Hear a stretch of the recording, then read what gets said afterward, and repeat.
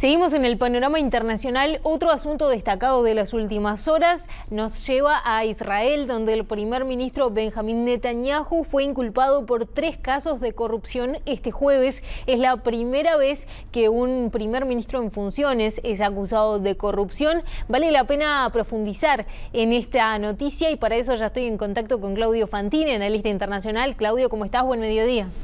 ¿Qué tal? Un gusto saludarte, Valentina. Bueno, ¿qué implica, qué impacto tiene esta noticia en este momento particular de Israel? Bueno, que en principio complica mucho más una situación que políticamente ya equivalía a un nudo gordiano, porque hubo 2 elecciones, las 2 tuvieron una suerte de empate como resultado. Después del primer comicio fracasó Benjamín Netanyahu en el intento de formar gobierno. Fueron a un segundo comicio, esta vez quedó un poquito más arriba Benny Gantz, el principal opositor, pero en esta semana acaba de fracasar también en su intento por formar un gobierno. La derecha no la puede formar al gobierno porque se han vuelto incompatibles la derecha secular de Avigdor Lieberman con los partidos religiosos, que fueron todos parte de la coalición que encabezaba el Likud de Netanyahu. Y por otro lado, la demonización que se está dando por parte de algunos partidos y de algunos dirigentes, incluido Netanyahu, de los partidos árabes, impide también una coalición de centro con la centro-izquierda. Con este nudo gordiano ya estaba suficientemente complicada la situación política de Israel, y a eso se suma esta imputación que, como vos decís, es la primera que tiene un gobernante en funciones, ¿no? La había tenido Ehud Olmert, quien terminó en prisión por casos de corrupción, pero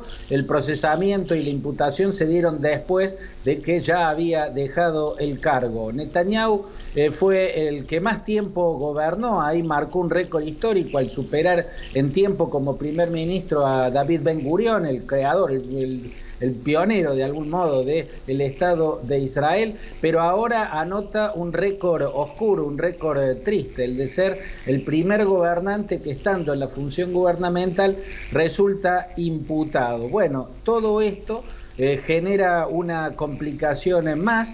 Habrá que ver, Valentina, si en el Likud no se produce un quiebre, si en el Likud no aparece algún sector de la dirigencia que empieza a ver a Netanyahu como un obstáculo, como un grave problema para Israel y no como el líder que hasta el momento les había permitido permanecer en el poder.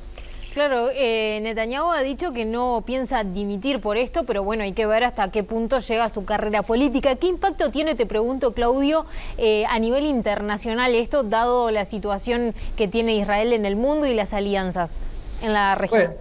Bueno, primero apunto una cosita de algo que dijiste recién, de que no piensa dimitir, se aferra al cargo de una forma muy llamativa. El presidente Rivlin casi que le ofreció un plan que lo hacía correr del cargo de primer ministro, pero le dejaba los fueros, y ni siquiera en eso confió, solo se siente seguro, aferrado al cargo de primer ministro, lo que a esta altura de sus problemas con la justicia empieza como a ser autoincriminatorio, ¿no? Porque parece tan refugiado en el cargo que ese mismo aferrarse al cargo parece una autoincriminación.